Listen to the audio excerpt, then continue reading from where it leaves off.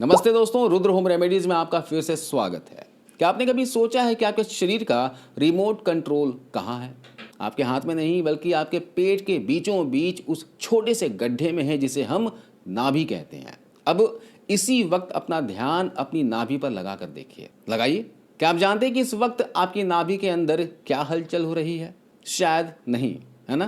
लेकिन मैं अगर आपसे कहूं कि आपकी नाभि के पीछे एक ऐसा गुप्त बटन है जिसे दबाकर प्राचीन काल के योगी अपनी बीमारियों को जड़ से खत्म कर लेते थे। आज की मॉडर्न साइंस भी हैरान है कि कैसे एक बिंदु पूरे शरीर को रिसेट कर सकता है। आज हम जानेंगे नाभि के उस विज्ञान को जिसे जानकर आप महंगे इलाज और दवाइयों से बच सकते हैं। दोस्तों सोचिए, जब आप अपनी माँ के गर्भ में थे तब आपका ना दिल बना था और ना फेफड़े बने थे। तब आपको सांस और पोषण कहाँ से मिल रहा था? आपकी नाभि से जुड़ी उस गर्भनाल से। आयुर्वेद के महान ग्रंथ सुश्रुत संहिता में लिखा है कि शरीर की 72,000 नाड़ियां नाभि से जुड़ी होती हैं। जैसे एक बरगद के पेड़ की जड़ें पूरे पेड़ को संभालती हैं, वैसे ही शरीर की हर नस का जंक्शन नाभि है। यह आपके शरीर का मेन स्विच बोर्ड है। अगर यहाँ गड़बड़ी हुई तो पूरे शरीर की ऊर्जा गुल हो सकती है। जी हाँ, अब बात करते हैं मॉडर्न साइंस की। वैज्ञानिक नाभि के पीछे के नसों के जाल को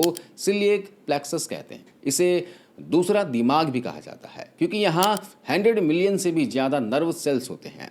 उदाहरण के लिए, जब आप अचानक डरते हैं या फिर नर्वस होते हैं तो आपके पेट में कुछ होने लगता है, जैसे बटरफ्लाई फीलिंग करते हैं, है ना? यह इस बात का सबूत है कि आपकी भावनाएं और आपकी नाभि एक दूसरे से सीधे जुड़ी हुई है। आजकल गैस और कब्ज की समस्या से बहुत लोग परेशान हैं। इसके पीछे एक बड़ा कारण है नाभि का खिसकना, जिसे हम धरण कहते हैं। अब मैं आपको एक तरीका बता रहा हूँ। इस तरीके से आप अपने नाभि को चेक कर सकते हैं कि नाभि खिसका हुआ है या फिर नहीं, जिसे हम धरण कहते हैं।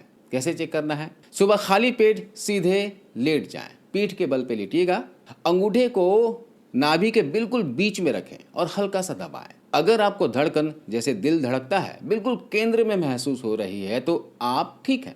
और यह धड़कन अगर ऊपर है, नीचे है या फिर अगल बगल महसूस हो रही है तो समझ लीजिए कि आपकी नाभि खिसक गई है। यही आपकी थकान और पेट की समस्याओं का असली जड़ है। दोस्तों, अब उस हिस्से पर आते हैं जिसे आयुर्वेद में नाभि पूरण कहा गया है। आप हैरान होंगे कि पेचोटी कोई काल्पनिक शब्द नहीं है।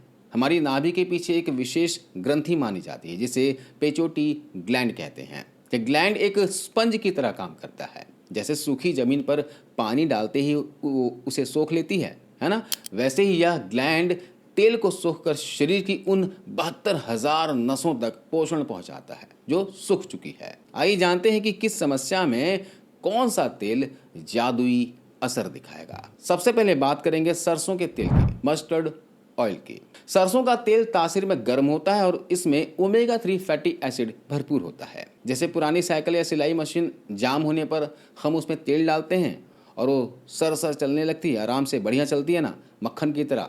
वैसे ही सरसों का तेल नाभि के जरिए घुटने और कमर के जोड़ों तक पहुंचकर वहां की खुश्की यानी ड्राइनेस को खत्म करता है। इसके अलावा अगर आपके होंठ बार बार फटते हैं तो ये सीधा संकेत है कि आपके शरीर के अंदर नमी की कमी है। तो रात को 2 बूंद सरसों का तेल नाभि में लगाने से अगले ही दिन आपको होंठ नरम महसूस होंगे। ये आंखों की नसों को भी तरावट देता है, जिससे धुंधलापन कम होता है। तो सरसों के तेल डालने से आपको एक नहीं अनेकों फायदे मिलते हैं। जोड़ों के जकड़न से आपको छुटकारा मिलता है।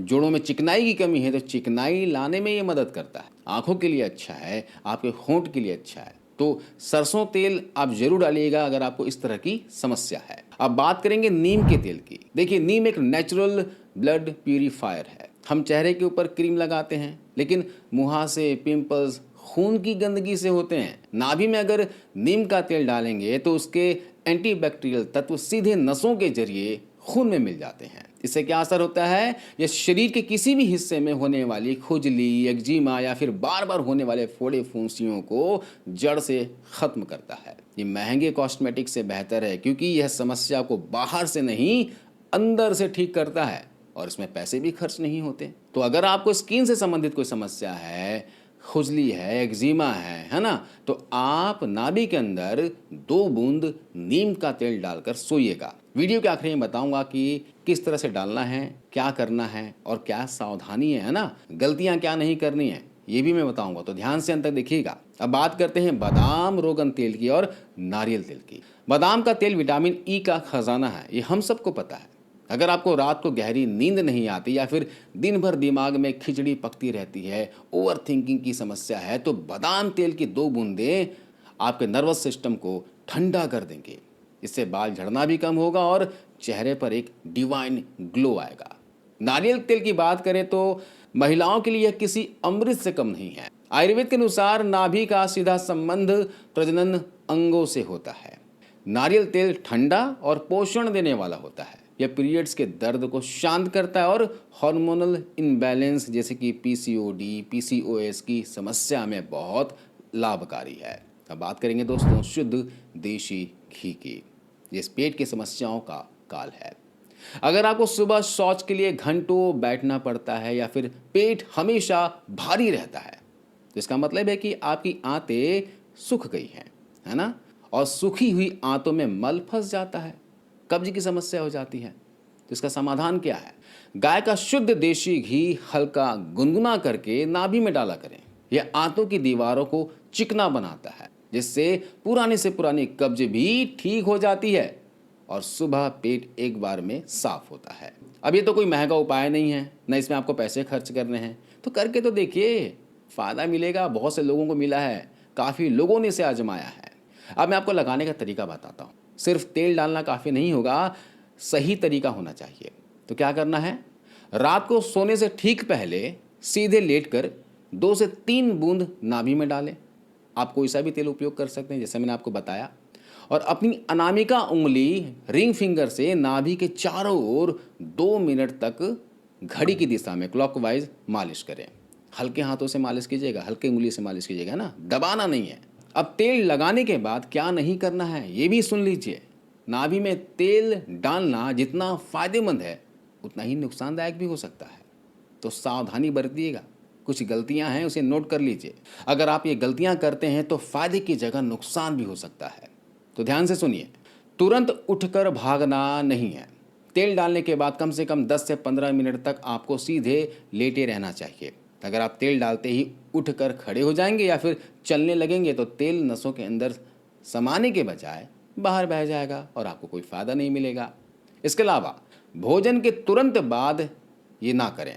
कभी भी भरपेट खाना खाने के तुरंत बाद नाभि में तेल नहीं डालना है और ना ही मालिश करना है। आयुर्वेद के अनुसार खाना खाने के बाद शरीर की सारी ऊर्जा डाइजेशन में लगी होती है। बेहतर हुआ कि आप इसे खाली पेट या फिर रात को सोने से पहले करें। अब जोर से दबाना भी नहीं है। नाभि शरीर का बहुत ही संवेदनशील हिस्सा है। मालिश करते समय उंगली से आपको तेज दबाव नहीं डालना है, बस हल्के हाथों से सर्कुलर मोशन में उंगली को घुमाना है। इस तरीके से बढ़िया से आराम से घुमाइएगा। बहुत तेज दबाव डालने से पेट में दर्द या फिर नसों में खिंचाव हो सकता है। इसके अलावा गंदे हाथों का इस्तेमाल ना करें। नाभि में इन्फेक्शन बहुत जल्दी होता है, इसलिए तेल डालने से पहले अपनी उंगली और नाभि वाले हिस्से को अच्छे से साफ कर लें। बिना हाथ धोए तेल लगाना गंदगी और बैक्टीरिया को शरीर के अंदर दावत देने जैसा है। और साथ में आपको तेल की तासीर का भी ध्यान रखना है। अगर आपको बहुत ज़्यादा गर्मी लगती है या शरीर में जलन रहती है तो बहुत तेज गर्म सरसों का तेल इस्तेमाल ना करें, उसकी जगह नारियल तेल का इस्तेमाल करें, है ना। अपने शरीर की नेचर के हिसाब से, अपनी प्रकृति के हिसाब से, बॉडी टाइप के हिसाब से ही तेल चुनें। अगर गर्म तासीर का शरीर है, पित्त ज़्यादा बनता है शरीर में, गर्म चीज़ों से आपको परेशानी होती है, तो ठंडी तासीर वाली तेल का इस्तेमाल करें, जैसे कि आप नारियल तेल का इस्तेमाल कर सकते हैं। और सबसे महत्वपूर्ण, जल्दीबाजी ना करें। देखिए, ये कोई जादुई गोली नहीं है कि आज तेल डाला और कल दर्द गायब। इसके नतीजे दिखने में 15 से 21 दिन का समय लग सकता है या फिर इससे ज़्यादा भी लगता है। इसलिए धैर्य रखें और इसे अपनी रोज़ की आदत बनाएं। तो आशा है रुद्र होम रेमेडीज़ की यह जानकारी आपके काम आएगी। तो आज का सवाल है कि क्या आपने कभी नाभि में तेल डालने का अनुभव किया है? कमेंट में ज़रूर बताएं और इस वीडियो को अपने उन दोस्तों और परिवार वालों के साथ शेयर करें जो जोड़ों के दर्द या फिर पेट की समस्या से परेशान हैं। स्वस्थ रहें, मुस्कुराते रहें, अपना ख्याल रखें, अपनों का ख्याल रखें। मिलते अगली वीडियो में। धन्यवाद।